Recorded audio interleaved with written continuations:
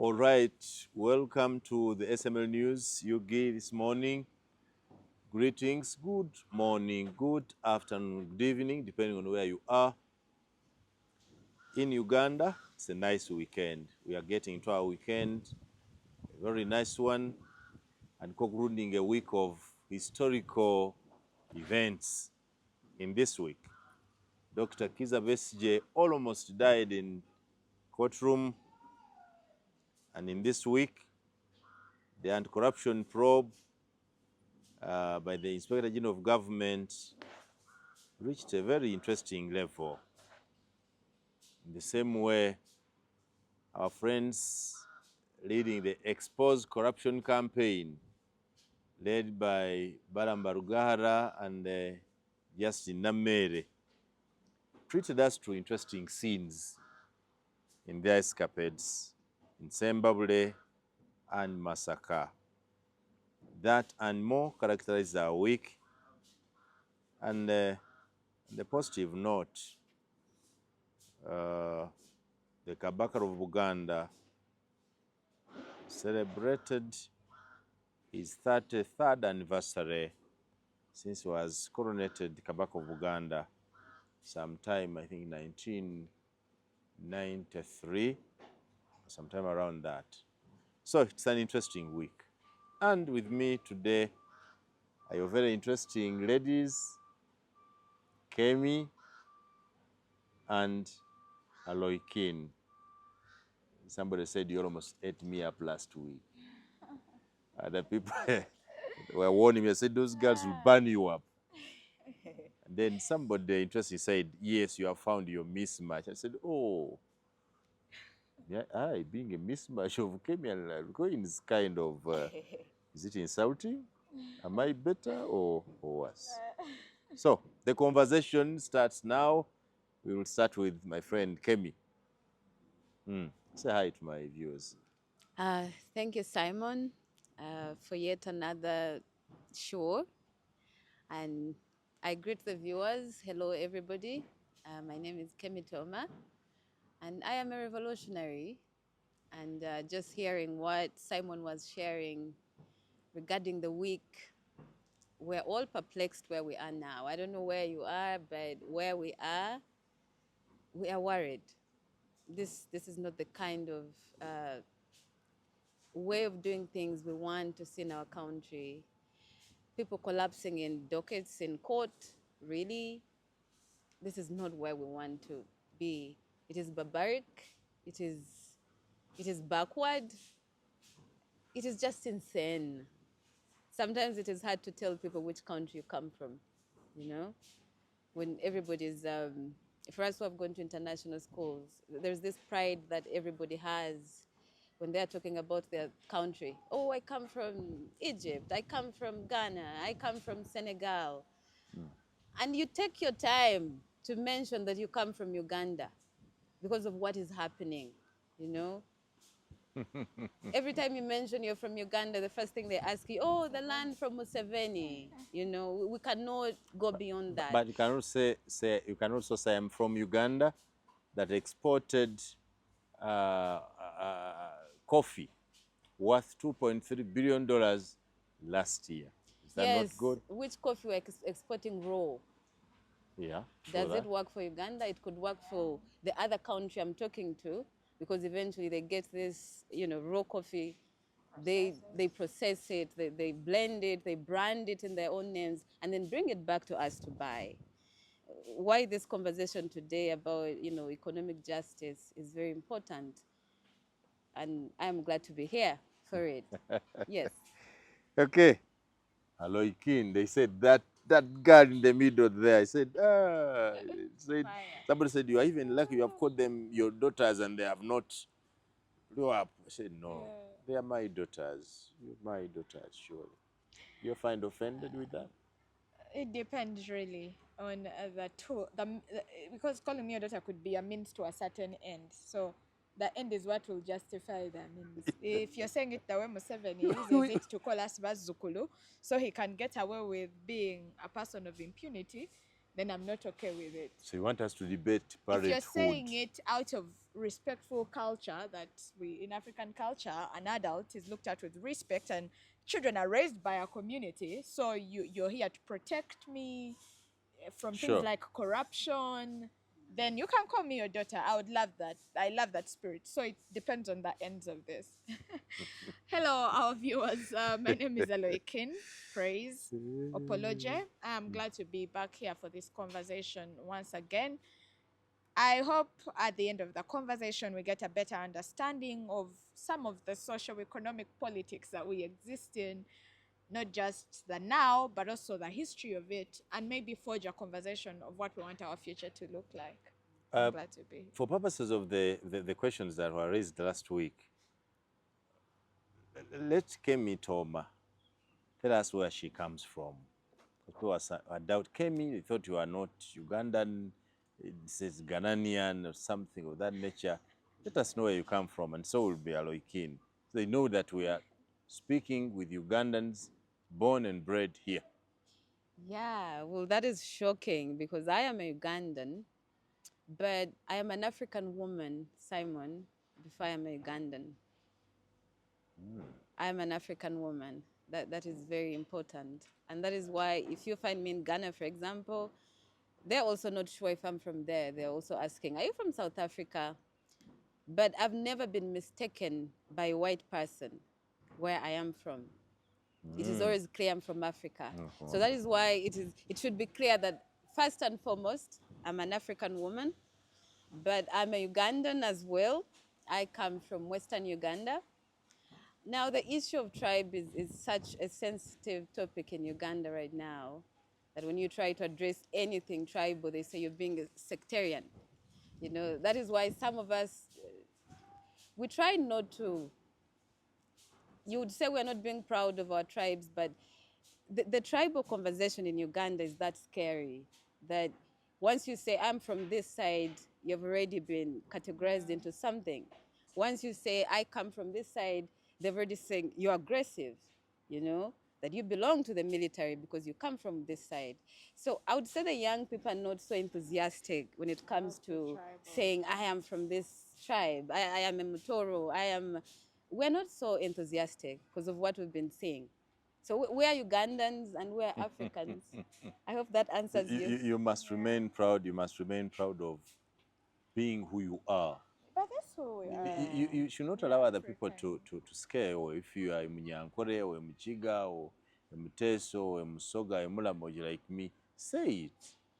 Yes. Because those who say we are tribalizing issues are actually tribal themselves. Yes, Simon, history has showed us something different. What we call tribal pride has turned into something else. People are not mentioning that I come from this tribe because of the pride alone. It is those people who come from a certain tribe that are actually proud to say it. For example, Muganda has never minced his words when he's saying, I'm a Muganda man. Why do we think that is so? Because Baganda have had privilege. Even before colonial rule, they had power. So saying I'm a Muganda man, it comes with that power. I am a Muganda man. But if you're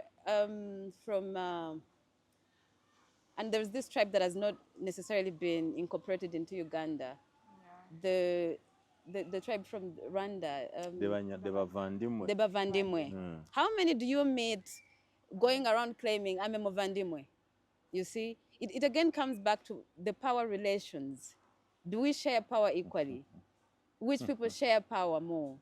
You know, which people are proud to say, I come from this tribe. I belong to these people. So it could be easier for the older generation to go around announcing that this is where I belong. But I would say for us, the young people, it has not been that easy. We can keep it geographical and say you come from Western Uganda, and we leave at that. Yeah, I'm okay, I comfortable come with that. from Eastern Uganda. Good. The near, what we call the Near East. The Near East is Busoga, Bugis. Then there's what we call the Far East, which is now Teso, Sebei. Is Karamoja part of the Far East? Karamoja okay, it's northeast, so it could also be far around there. We call the Far East. So I come from the Near East, and I'm proud to be coming from there. After all, did I have a choice to choose where I came from? My mother is a Muganda who married in Busoga. So she would have preferred to keep here. She went there. You blame me for anything.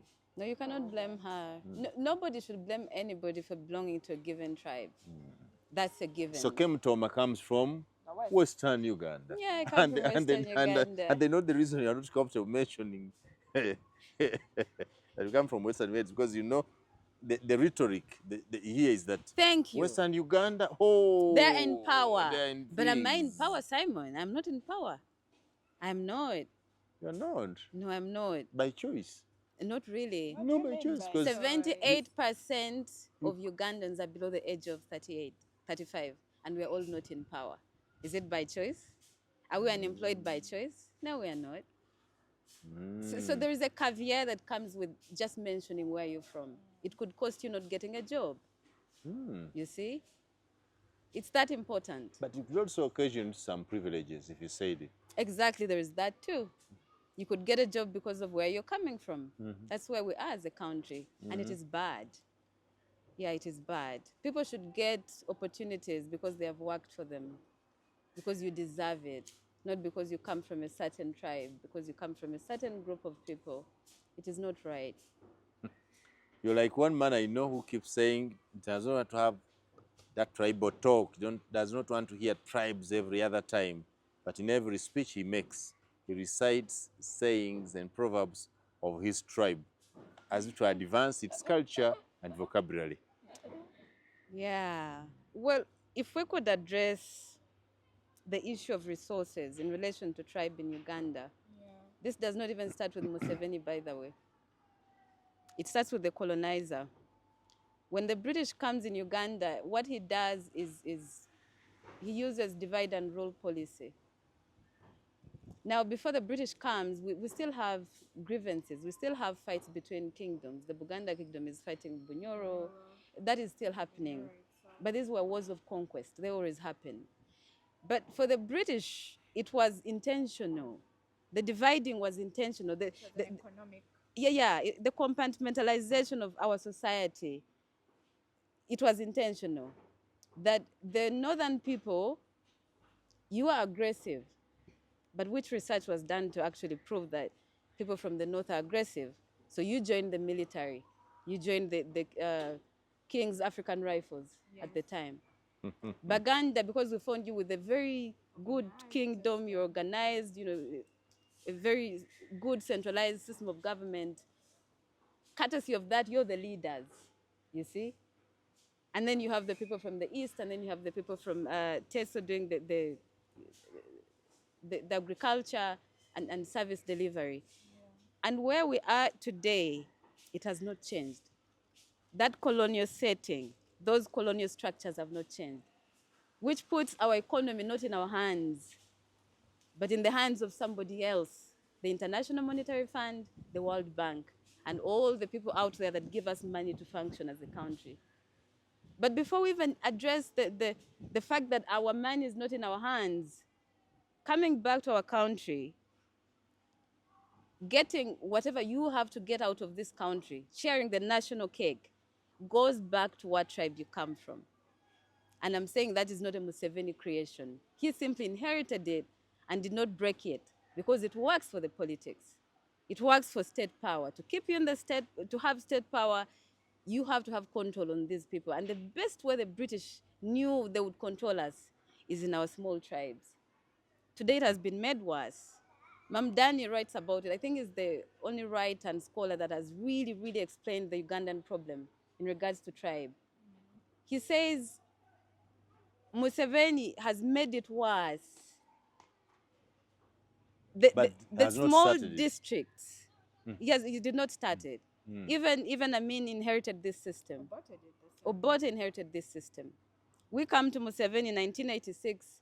NRA is telling us we're going to have a revolution. Fundamental change. And for us, fundamental change meant that we're going to break these structures. We're going to build structures economically, socially, and politically that work for us. That is what a revolution should have meant at the time. In defining the enemy of Uganda, who was the enemy? The colonizer and his establishment that he had left behind. But by the time these people come from the bush, the enemy has changed. It is now, at first it is Amin Dada, and then it is Obote, and then it is And then Lutwa. it's Lutwa. When did the enemy change? So you find inheritance of the same problems. What we are seeing today, what Museveni has literally gotten and built, and he's really become very good at this craft. This is where we see districts being cut down into. So even tribe, because when you go to Why different. do we blame Museveni for the districts when the citizens demand for them? No, nobody demanded for those. Simon, this is why we have leaders. We have a history where somebody is said to have eaten a rat simply to demonstrate To the have urge to have a districts. district. Yes. You believe that? Yes, I believe, because I saw a picture. Pictures don't lie. One person is the reason we're having this confusion of districts being cut down. The pretext is service delivery. Yes. But that is it? Is the delivery of this service improving at any one point? Exactly. Has our service delivery improved as a country? Because our districts have been cut into the smallest unit you can find. They're literally villages right now. Hello, Ikin. Tell me. Tell me. Here's the mic. Would you still blame the colonialists for our problems today? Like he says that, it's a colonial problem. The colonializers left us 63 years ago. Have we done better? Would you still blame them for our sufferings today? So just to start from where Kemitoma ended, in understanding our oppression, it's very important for us to understand its history. Yeah? And we can never take away the history of colonization, because it's that same system, the system of coercion, the system of extraction, that still exists to today. Why we have failed to forge a way forward is because at every turn, we are trapped by that system. People who stand up and say they have come to change this country, to build a better country, once they get into the playing field of power, they are trapped within it. They see how sweet it tastes, because what the colonial system tries to give to you is that if you amass enough power for yourself, you can have anything you want, which is what capitalism is. Don't care about others, just amass enough power for yourself. You start to see you can wake up today, create new districts. You can wake up the next day, buy an island for yourself. You can wake up the next day and attain all the things that you want to attain for yourself. And because this power is absolute, it seems absolute, it corrupts you. You seem so protected, so alienated from the problems of an everyday Ugandan, even though you are Ugandan.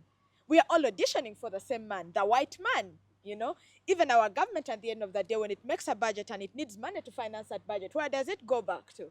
The white man, the one you chase. Okay, in our country, we have never really fought as a national body against colonialism, but there are people who shed blood to send the white man away. In South Africa, they shed blood to gain independence. In Kenya, our neighbors here, they shed blood.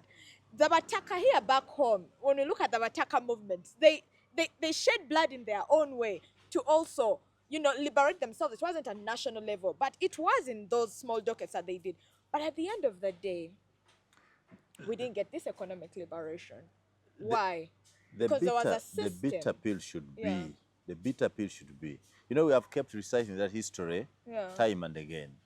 What have we done with ourselves since those guys, the colonists, left us? It's the most invested debate. I agree with you to the point where we shouldn't just end on, lamenting about what the white man did. We should forge a way forward, which is what we ourselves as the finishers or as a collective are trying to achieve. Yeah? But as Simon, let's not delude ourselves or lie to ourselves that this history is not important, right? It's important, but the mistake we make is getting stuck in it. Yeah. Now, this is the thing. Yeah. Getting stuck in it. You see, when you ask Kemitoma about her tribe, or if people ask, where do these girls come from? Their tribes. There's a certain prejudice with which they want to now weigh. They want to value. And that's exactly where we are fallen. We forget that we are more united by our suffering than our tribes.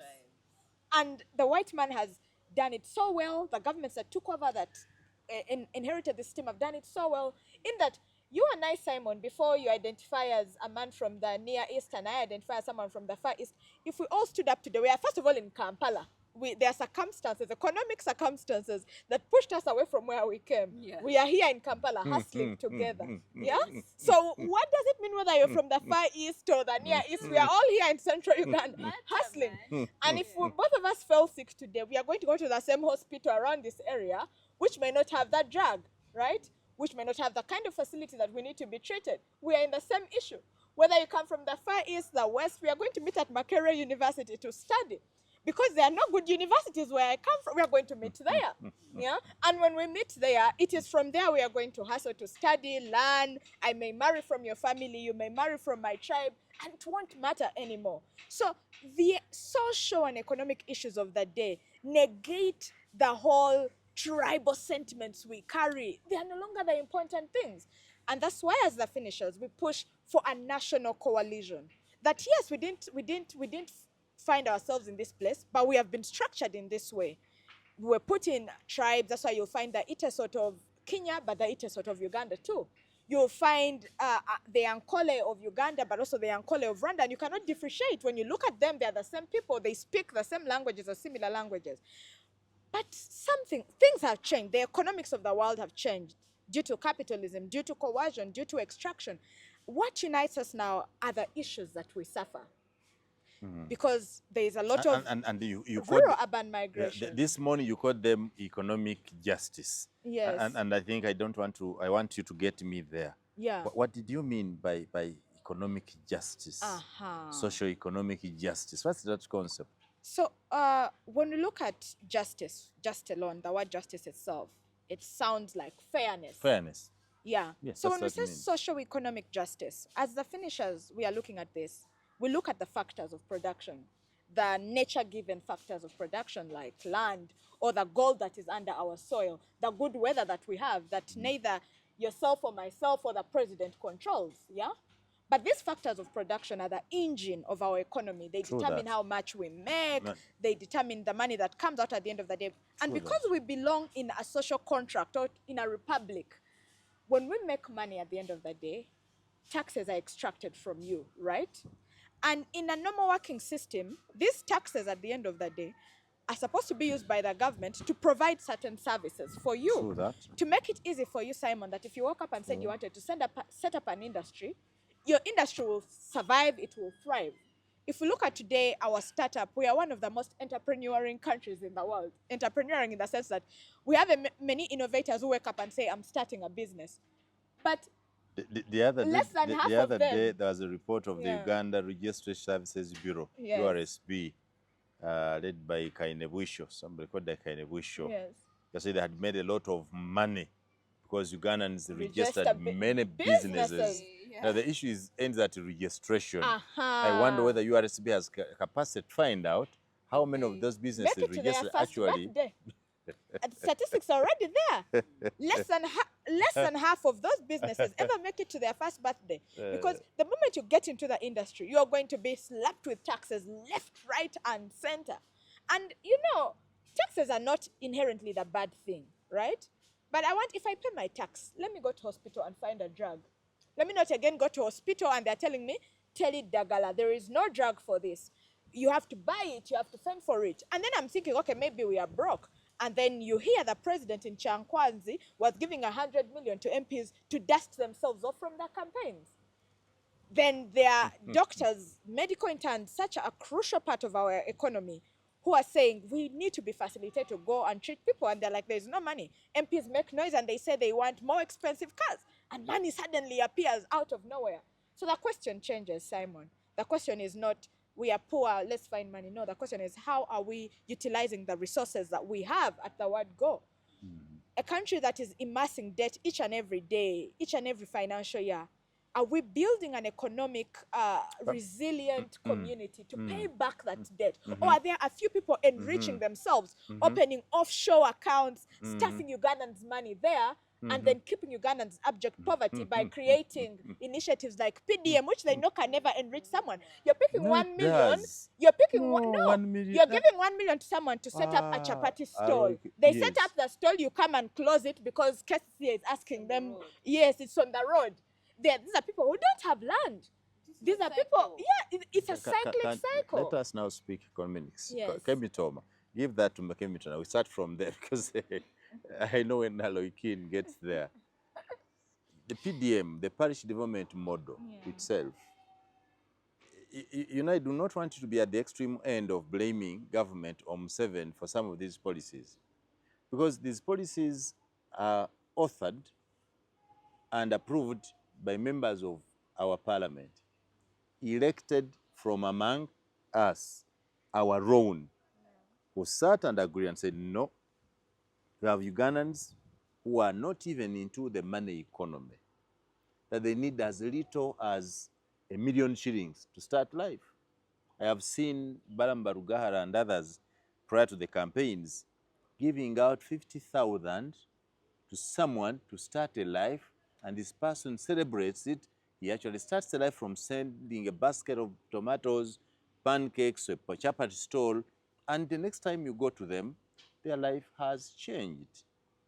Is PDM a bad idea? And we're talking about PDM that has reached 3.7 million Ugandans at 1 million, that's 3.7 trillion shillings. At least from the coffers where the money was kept to our people. And the beauty with the PDM is that even the lowest of our society, your grandma, your grandpa, testify that they received this money. And they can show that when I got the 1 million, I bought 5 goats. From the 5 goats, I now have 10. From the 10, I'll have 15. You're creating wealth in a manageable level. Is that bad? Simon, you are presenting the PDM as an economic idea, but it was not an economic idea. It was. It was a political idea. It was a political idea. And it's not just PDM. What was the other one before PDM?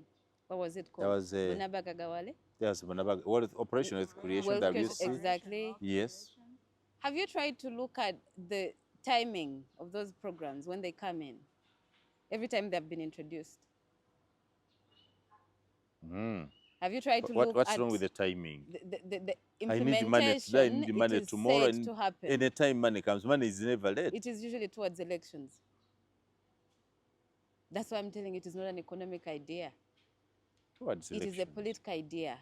And if you could call our economists in this country so they can explain to us, when you want to have a money economy, do you do that by giving people money, cash? Do we know why against the dollar we have 3,000, today it's 700? Inflation gets worse by the day.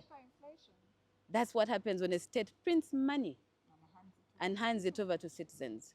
And I'm telling you, if it was an economic idea, even our president should have known. But it was a political idea. It was not here to advance the economy of Uganda. It was to retain a political seat. That's why I told you, go back to the other models that have been presented. That would translate into you saying Museveni bought each vote to 1 million. Is that right? No, it can't. No, it you answered yourself. It cannot be. It cannot be. It cannot be. It cannot be. The PDM money was given far before elections. In fact, the PDM program was intensified shortly after the 2021 election. Yeah. And when was the 4 when years, was implementation really intensified? When they started arresting people who were stealing the money? When was that, Simon? 2024, 2025. 2025 mostly. That's when the fire. Yeah. Why? Because 2026 we were voting. Museveni, our president, is not a fool. If there is one thing that all of us have come to agree, is that the guy knows what he's doing. He's wise. So every action that is done by this government, they're not doing it out of that they're economically deficient, that they don't have the knowledge. They do have the knowledge. And our economists in this country know that you cannot have a money economy by simply getting cash from the central bank and giving it to the citizens. That's not how you create a money economy. You're creating inflation. You're weakening your money, your shilling. That's what you're doing. Even someone who has not been to economic school knows that. So I would want to debunk that fact that this was an economic idea before we even discuss it, whether it is a good idea or not. Can we first agree that it was not an economic idea? It was not here to advance the economy. Money economy. But you know, politics controls the economy. It was generated by politicians to improve the economy of the country. And I'm saying it was not the purpose. That's a wrong diagnosis. It was not the exactly. You That need is a to- wrong you diagnosis. need to be careful, because in debating economics, you need to know the difference between it and politics. No, Economics is economics. That's you trying to It is split a statistics. hair. It is statistics You're and trying to facts. split a hair. You see, there's a. I happen to be part of a PhD defense by a colleague, and they usually give them a lot of time to present themselves and speak. And this is an economist who had studied for years. He's been studying economics. So the judges are there and they ask him start to speak, and he goes, "The economics is the government," and that was his defense. Economics is the government. You want to understand economics? Come back to the people who run the decisions. You see do how- you disagree with him? Do you see? No, I agree. I do entirely not. agree with And him. you're trying. I agree with him. It contradicts with what Well, you're what you're trying saying. to That we say. No, have it contradicts politics, to you, as because you are that saying we have politics, PDM, and then we have PDM economics. was an economic thing, economic It, emancipation thing. it was Then a you said it was political politi- idea. Yeah, Yes. it is an economic political idea. It was fronted as an economic idea, but it was entirely political. And I've told you that if we have economists in this country, and we do, they should come out and tell us. Are you aware that people will have to pay the PDM money? How many Do you have know paid it that back PDM as money is a loan And that's unfortunate that they have to pay back? because they will not pay it. They will pay. And nobody's going to force them to Huh? pay They it. have not paid. We are speaking like it's a project that hasn't existed. Yeah. Let me just say something. People have not when you're paid. done on People that. have not People paid this money, and one thing we know about our government, as well, these things were not pulling from heaven. It has been ineffective in implementation. So we know that if those people that were given that 1 million, if they received it, they will not pay it, And the government is not and going there to is let it nobody go that is going unpopular to follow up to make sure they pay it. because it's a political project. Is it still an economic idea, Simon?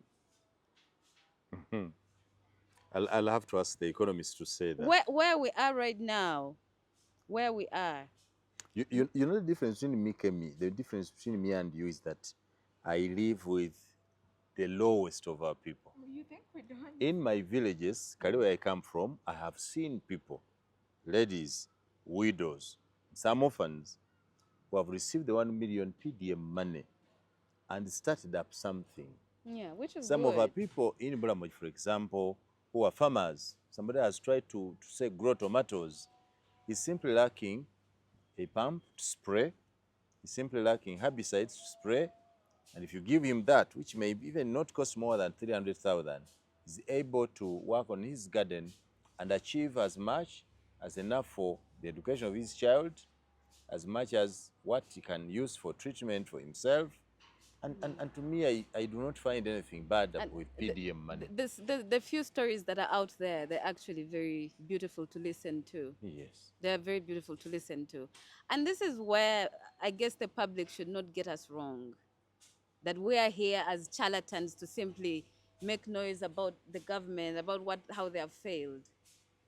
We belong to this country, Simon. True, you We are going to be here when most of the people we say we are fighting are not going to be here. 10 to 20 years to come, most people will not be here. We are trying to be honest here. Age, nature catches up with you eventually. So who is going to be in this country? Us. And we do not want to inherit that. We do not want to inherit corruption, Simon. We do not want to inherit a broken system. And this is why it concerns us. I know out there they say we are noisemakers. Who do they think they are? We all share these problems. How come these young people think they hold the biggest say about these problems? We are giving birth to children in this country. We are getting married and creating families in this country. So everything that happens concerns us. And when we tell you that the politics of the country is influencing literally everything, that the examples you were giving of entrepreneurs, and yes, indeed, globally, Uganda has been placed as one of the most entrepreneurial countries. It is also one of the youngest populations in the world, not in East Africa, not in Africa, but in the whole world. That should tell you something. That is such a promising thing. Okay. But is it helping us when we still have 2% of the population control everything? When we still have 1 man of the population control everything? 2%. That programs that should have been good, programs that should have been for the development of the people of Uganda, when the politics sets in, they cease to matter. No matter how important it is on paper, no matter how beautiful. Sometimes some of these programs are, by the way, copied from countries like, what's this country we usually love to borrow from? It's not Singapore. Some country in Europe. It's one of the happiest countries in the world, it is said. And a lot of African countries go there to borrow, programs on how to run their own countries. And then they come here and they meet the politics. They meet the broken state. And no matter how good the idea is, it just fails from the onset. So when when you're talking the economy, Simon, programs like PDM. When we talk about economics, Kemi, we need to programs like listen PDM would have been good programs. But the politics, the implementation. But also coming back to the program, in particular PDM, like I said, you do not have a cash economy Go charge. by giving people cash. It is bad for your economy, it is bad for your currency, it is bad for business. Great, thank you. Let me listen to Alokin. Because when she was telling me about economic justice, and I looked straight into her face to find, and I said, what does she know about economic justice? What do you know about this economy? That you are not able to realize that our economy that was at 6 billion when Museveni came in, 6 billion US dollars, GDP, is now at 70 billion US dollars, GDP. And you do not see any progress 40 in years. the... Yes. 40 years. Yes. People should know that these are 40 years. That we have younger nations, less blessed than ourselves, Rwanda here, tiny little country. So the issue is in the time? Yeah. It's not just that. It's in so many things. But these countries have been able to make would you call this leaps. a stagnant economy? Would you say that? I would say yes. It's an economy that is Sure. snailing. It is snailing. For the time, for the population, for the nature of population, for the time, for the resources that we carry, natural resources as an economy, that we have as a country, we are moving at a snail's pace. And there is ground for much more to be done. If only the politics would be fair enough to the economics. You get that? Back to the conversation on, just to illustrate on the conversation of PDM. The PDM model, and not just the name the PDM, but those wealth creation models where money is picked and handed over to Ugandans to sort of liberate themselves from the poverty that they exist in. Many critics, policy critics have existed to show that this model does not work. But time and time again, you just mentioned the amount of money we have so far churned into this kind of PDM, yes. Of PDM itself. 3.7 trillion. Trillion Ugandan Yes. shillings. It's a program you've tested, you've proven it doesn't work. It doesn't get people into a money economy. Yes, I agree with you that it improves the welfare. It can improve the welfare of Uganda, and of course it will, because if you didn't have 1 million and they're giving you 1 million, of course it will improve your welfare. But it will not take you out of poverty. I give you 2 years and you'll be back in poverty, because the economics itself that we are pushing into, or the cash economy we are pushing into, operates in a certain way still because of the failed politics. You're going to want to take a child to school. The money you're making off your tomato business is not enough to give your child a decent education. You ask, how does this young girl understand economics? Because I know my mom, on top of the farming she's doing, she's going to have to get a loan to afford basic decent education for me. Unless you're saying she should take me back to UPE or USE, which will still not be able to give me the knowledge I need to operate within the economics of the country. And still we keep in the same cycle of poverty. To give your child a decent education means you're going to sell a lung, sell a leg, sell an arm to give your child a decent Where is the market education for in those this ones? country. Anyway, So you find that Aloy, you have said it. Yeah. You've said we are moving at a snail's pace. yes. Be it that as it is, we are moving. No, and that's the bare minimum we have settled for as a country. Like what she's saying, we keep saying at least, as the global economy moves, at least as we move into a new wave of neocolonialism, at least as countries leap and leave us backward, at least as certain families are enriching themselves. So it's not even the idea that, okay, maybe we are moving as snails, but it's every Ugandan moving as a snail. No, there are people building mansions. There are people buying cows and opening up farms. There are people starting economic you ventures come from across. Teso. Yes, I do come from Teso. You know you cannot say what you're saying here from Teso there.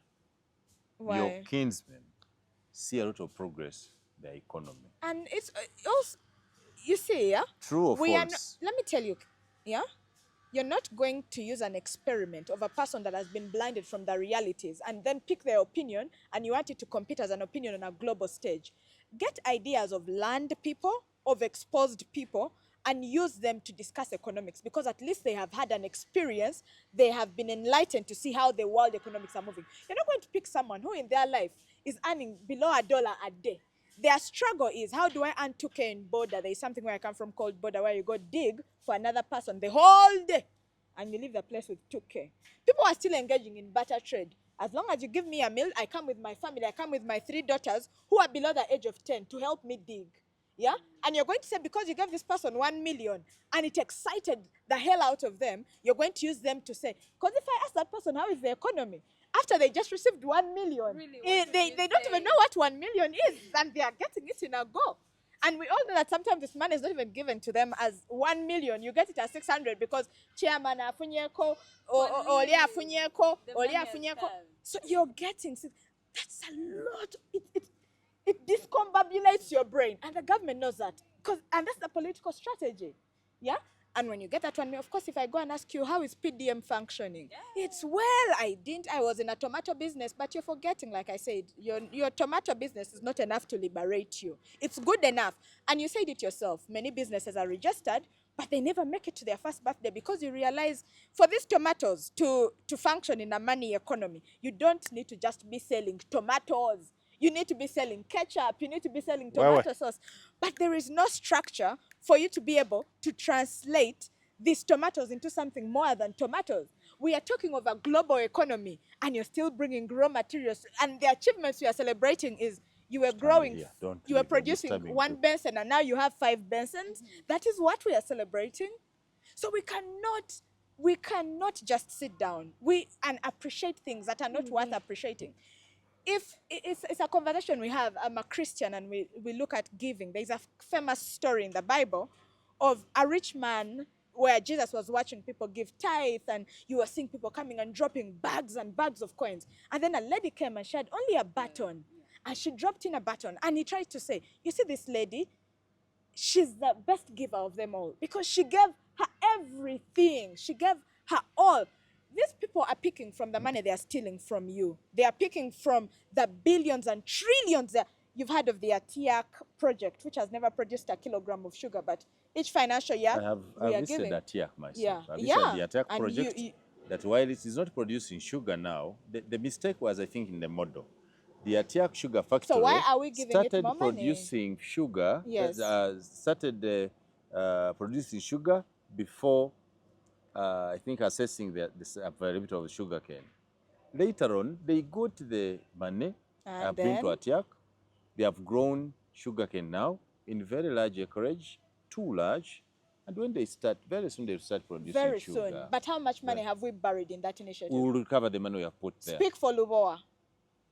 Are they yes, speak for Lubowa. It's progressing. They're building. Progressing, but we have not even structures. We have the foundation of a structure, but we keep sending money to those initiatives.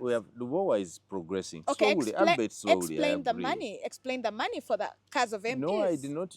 The MPs, but the MPs agreed. You gave them that. The law, the Parliamentary Administration Act, allows them to do that.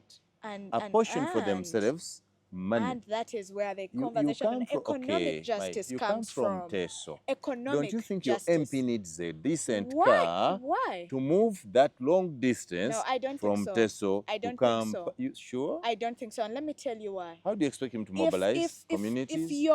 If you're ordinary Tell it. Ugandan in your constituents, yeah, is being given 20,000 Ugandan shillings every financial year as the catering for their child in school, like per head, 20,000 Ugandan shillings.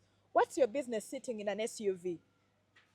What's your business living a comfortable life? If you go back to your constituency, you're going to find people still struggling to get a meal a day.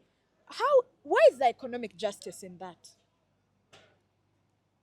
Your home has a big fence. Let's talk about the former speaker. You're building a mansion with rooms I'm sure people never sleep in. You evicted a village to build your mansion there. But outside your gates, when you walk out, when you find those kids going to school on empty stomachs and coming back, and for you in your head as an MP, when you go to speak on the floor of parliament, you're thinking about how you want more money to buy you a car. We have medical interns who carry the baggage of the medical world in this country, who carry the baggage of the medical economy in this country. And all they're asking for is money to facilitate, not even payment, because it's to facilitate. Get you rent. Remember, you're being sent into an area where you don't stay. You don't even have a choosing. You can't say, let me work in Kampala.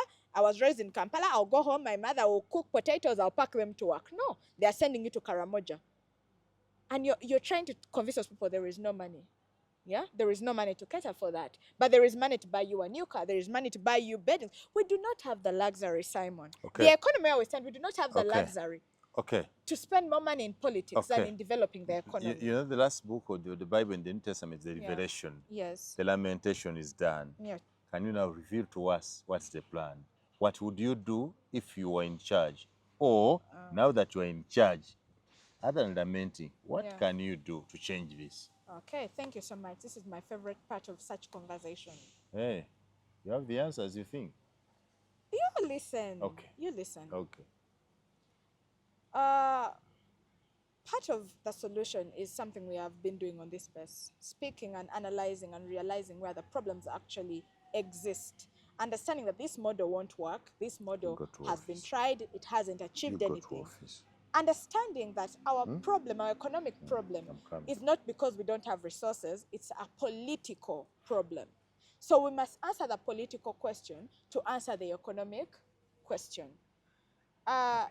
Your oppressor is not going to come on a silver platter and hand you your liberation. What do you call your oppressor? Yeah.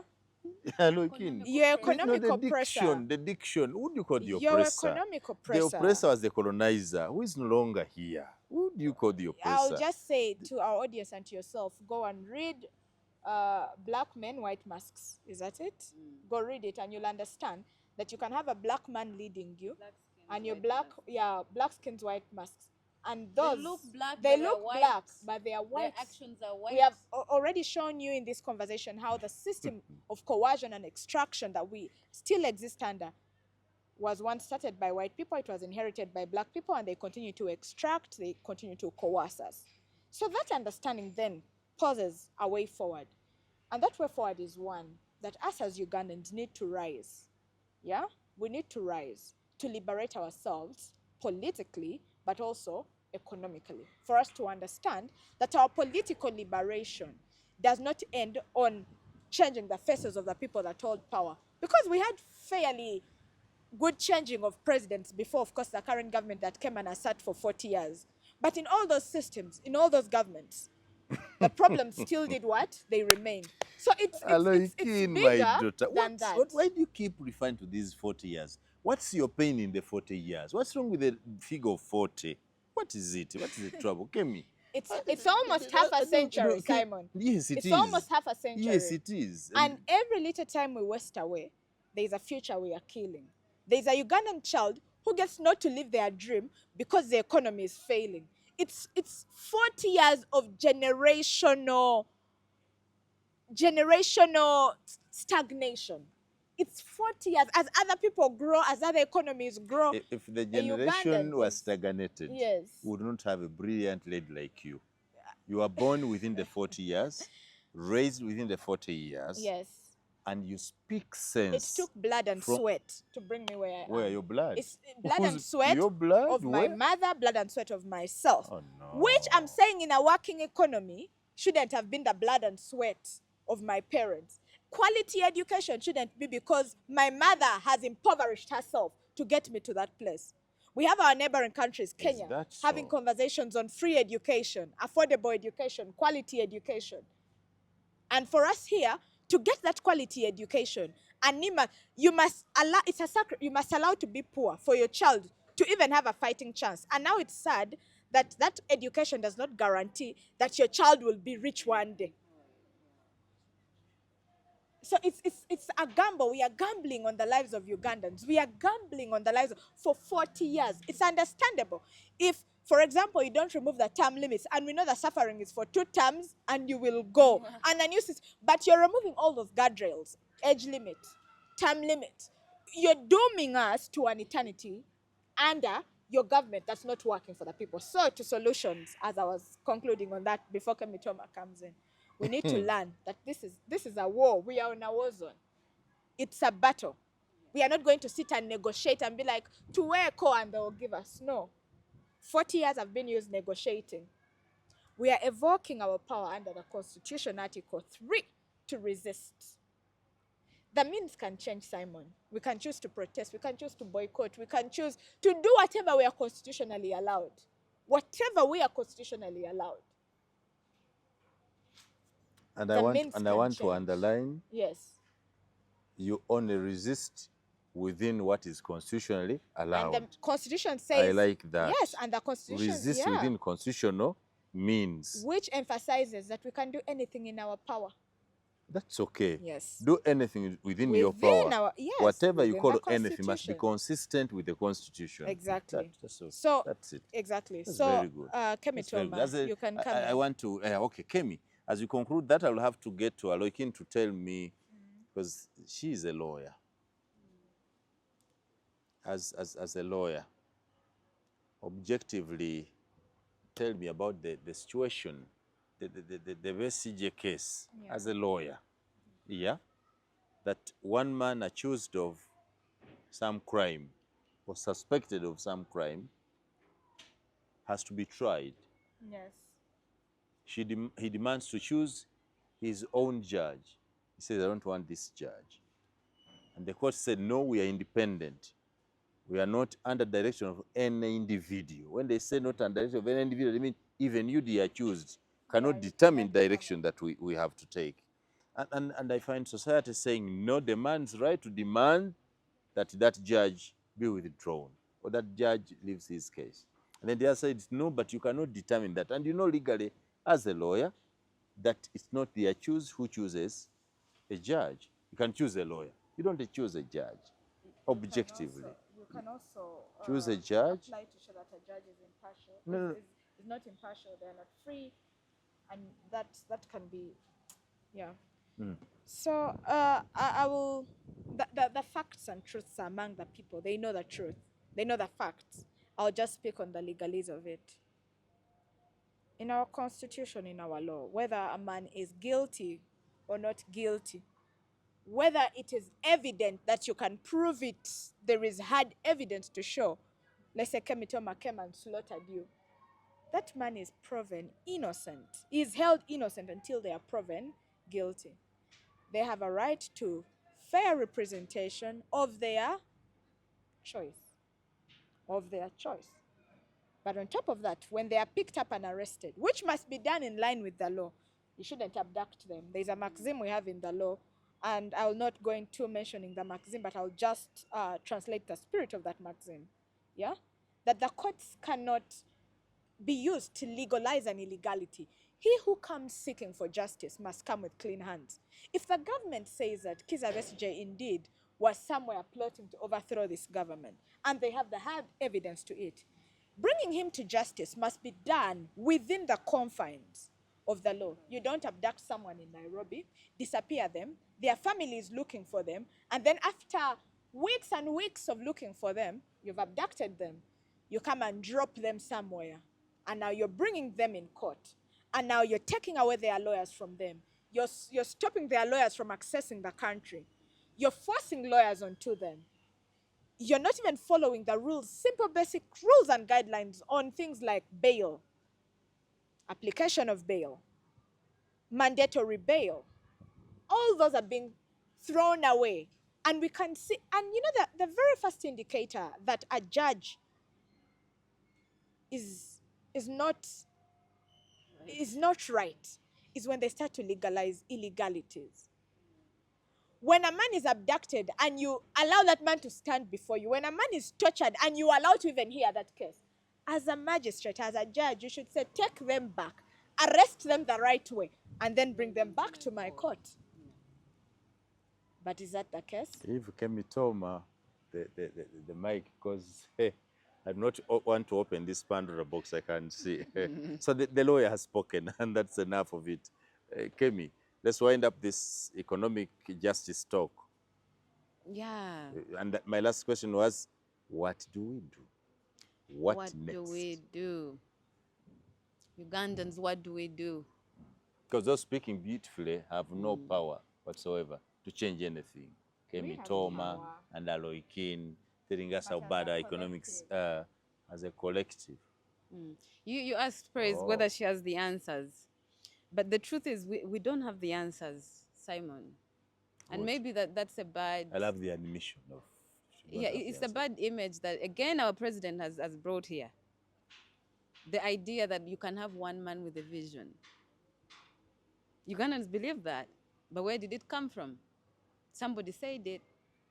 That they're the only person with a vision in this country. They're the people with direction. And people have jumped on it. But it is not true. And I'll speak on it as a psychologist because maybe I have some knowledge on what it means to be human. Our president is human. The son is human. Our ministers are human. And you cannot have all the answers. Same with us. We cannot have all the answers. We're a young movement. The Finishers is a young movement. I've said it before that we came together out of frustration. You look at all of us, we're all below the age of 30. Until you look frustrated. Yes, because we're unemployed, The only problem is Simon. that the frustration is not justifiable. Really? When you come out of university, what do you expect? A job, no? Yes, you do. You expect a job, but you can also create one for yourself. And when those avenues to create one, but also to have one are not there, does that leave you with frustration? You create a job. I believe in the 2026 campaign of Mr. Museveni, he promised some fund for graduates. I think government's plan that when you graduate, there's some fund they are prepared that they give you to start life. Just like they have given you money for the university scheme or so. In this very conversation, we talked about Uganda being one of the most entrepreneurial nations on earth. But we also talked about young people starting businesses today that never get to see 1 year of operation. Why is that?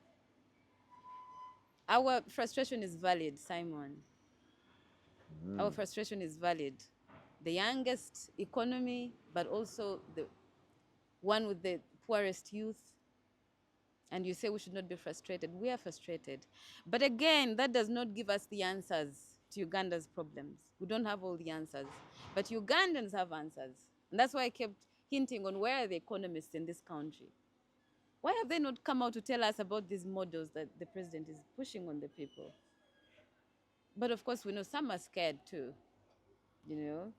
We fear the basement. We're not as strong as we look.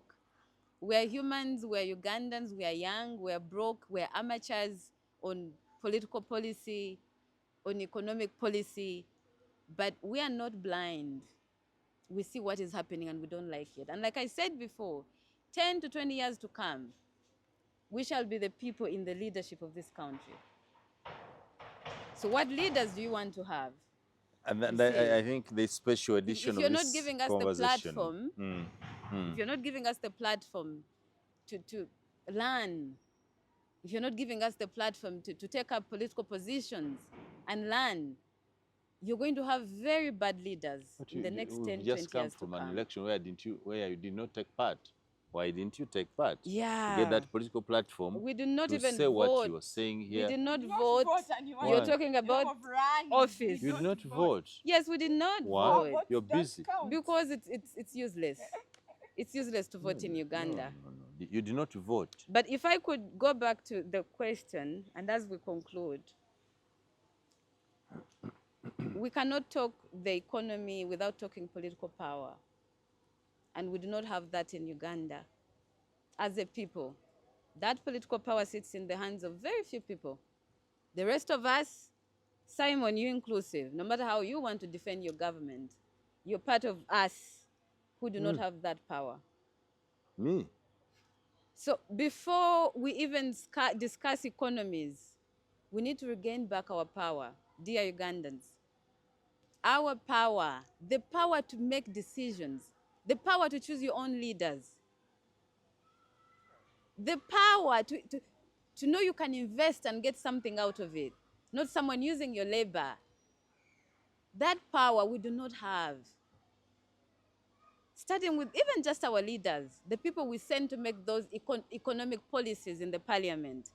Have we actually selected those people? Are those the leaders we want to lead us in parliament and all these other political platforms? Or have we been given some small incentive and now all of a sudden somebody you know is bad turns good because you got 1 million shillings? You know? So we cannot discuss the economy without discussing political power, and we do not have that as a country. And that is where the finishers come in with a message of resistance. That as a people, as Ugandans, eventually we have to look at these things and stop conforming to nonsense. I will call it nonsense. And we know it is. So can we for once rise up and stand on our feet and ask a question? Pose a dominant question to this government and say, where did all this go wrong? How did we get here? How do we have 78% of this population below the age of 30, but they're unemployed? They don't even see a future. How did we get here? So Simon, it is important that we had this conversation about our economy, but really from even the conversation we've had, we understand that we do not have any power. We can only rant here. We can only call on to the people to rise. All right, that is the best we can do. When we meet next week, I'll be armed with the statistics of economic progress in our country. I want to go and do some background check. You see how we have improved in terms of exports, how we have improved in terms of infrastructure development, the number of roads, the bridges, the stadiums now, like we're building now, the economy. Even this dollar that you say is suffering from this inflation, some of this not necessarily. Simon, I'm going to explain this to you, I don't know, using the simplest, but I'll use the word revolution. Every time we say we have had a revolution as a country, there's one factor that determines that that revolution happened. Do you know what that factor is? Tell me. It's a factor of class. When the dominating class loses their power to the subordinate class, that is the only way we say a revolution has happened. Now, when you bring this back to the economy, it does not matter how much progress you see in the Ugandan economy until the oppressed class, the people that live under a dollar, until that class gets out of that level of society, that way of living, we have not had change. It does not matter how many years have passed. It does not matter how many presidents we've had. We have not had the change. On the 40 years, sidelines you could mention the Kemi GDP. Toma Who is and the GDP? Eloy Keane. Who is the GDP? Who is benefiting from the GDP? But also how? You see? And The sharing, it's the how? conversation, do you know that government expenditure also makes part of the the GDP? conversation continues I think next week. Yeah. When we'll have to study the statistics of economic progress in our country. Yeah. And you know, when you talk about justice, economic justice, you mean the opportunity that everyone has to survive in this economy, which I think is available.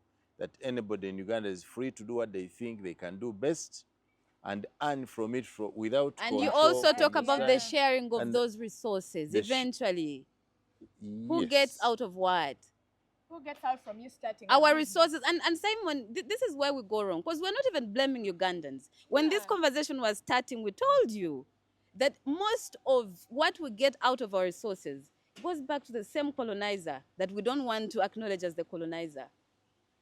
Even us as Ugandans, even the elite of Uganda, they're exporting resources, and the small money they get from the raw materials is what they come and also pocket.